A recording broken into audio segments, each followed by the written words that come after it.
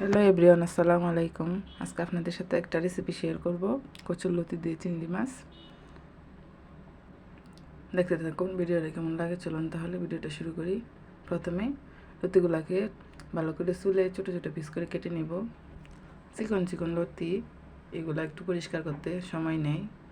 তারপরে এই চিকন লতিগুলো আমার কাছে ভালো লাগে, মোটাগুলো জানি কেমন। আপনাদের কাছে কেমন লাগে কমেন্ট করে জানিয়েন। এই তো আমার লতিগুলো প্রায় কাটা শেষ। এখন চিংড়ি মাছগুলো কেটে নেব।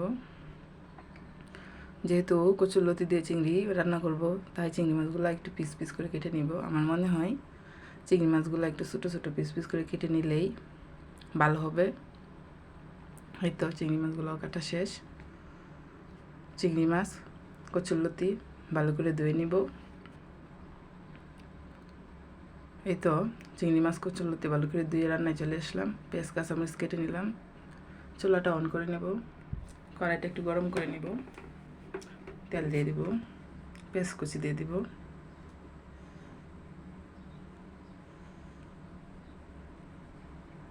পেঁয়াজটা ভালো করে ভেজে নিব লাল লাল করে।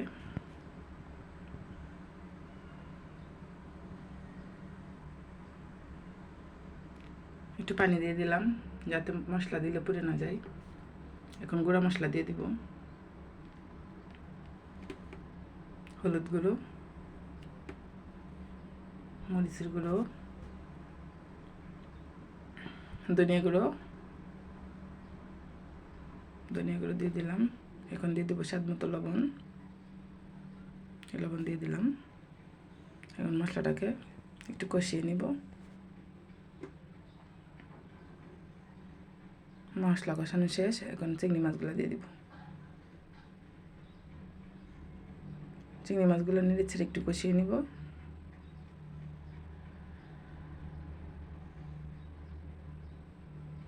চিংড়ি মাছ কষানো হয়ে গেছে। এখন কচুরলতিগুলো দিয়ে দিব। কচুরলতি দেওয়া শেষ।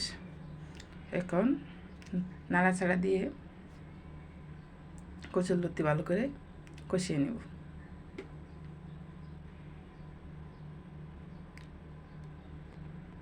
ডেকে একটু রান্না করে নিব।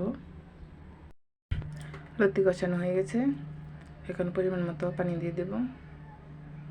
পানি বেশি দিব না, কারণ কচুরলতিতে ঝোল দিলে ভালো লাগে না। শুকনো শুকনো এটা বেশি ভালো লাগে। কার কাছে কেমন লাগে সেটা জানি না, কিন্তু আমার কাছে শুকনো শুকনো রান্না করলেই ভালো লাগে। এখন ডেকে আর একটু রান্না করে নেব।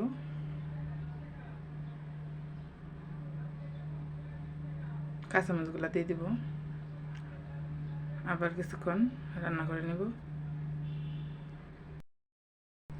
এখন দেখবো লতিগুলো কতটুকু সিদ্ধ হয়েছে। প্রায় সিদ্ধ হয়ে গেছে। আর একটু রান্না করে নিব দেখে। এই তো তরকারি হয়ে গেছে। কালারটা দেখেন। রান্নাটা যদি ভালো লাগে লাইক এবং সাবস্ক্রাইব করবেন, ভালোবেসে পাশে থাকবেন। আসসালাম।